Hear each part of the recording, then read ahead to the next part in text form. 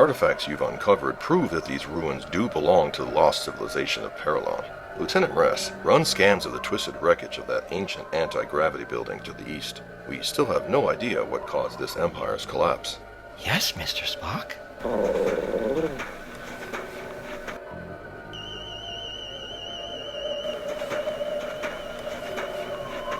I think they should change the settings on the inertial dampers. We really got shook up during that last ion storm on our way here. Oh, that mild buffeting? That was nothing. It could have been much worse. Yes, but it's still a good idea to adjust the dampers. Less buffeting equals less damage and injuries. The shaking was not as bad as what we experienced on the Scout Hermes during my midshipman cruise. Oh my, now that was real shaking. Is that so? Well, I guess it could have been worse. That's for sure. Excuse me, gentlemen, I couldn't help overhearing. Yes, sir? The reasoning you are employing, Mr. Sulu, is not logical. In fact, you are exhibiting the fallacy of not as bad as, also known as the fallacy of relative privation. His suggestions seem to make sense. That may be so, but the form of his argument is invalid.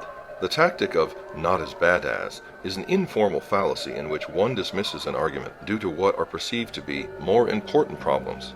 Mr. Sulu, you employed this fallacy when you ignored Ensign Chekhov's argument in favor of adjusting the inertial dampeners by simply stating that the shaking was not as bad as it might be. You did not refute that the shaking may be severe enough to require the dampeners to be adjusted.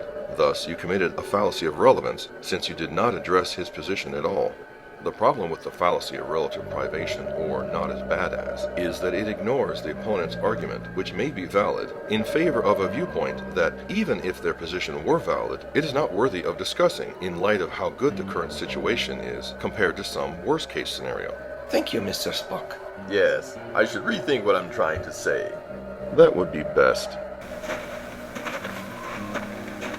Even if an argument seems to make sense, it cannot be valid unless the form is valid, and that it does not exhibit one of the logical fallacies such as not as bad as, or the fallacy of relative privation.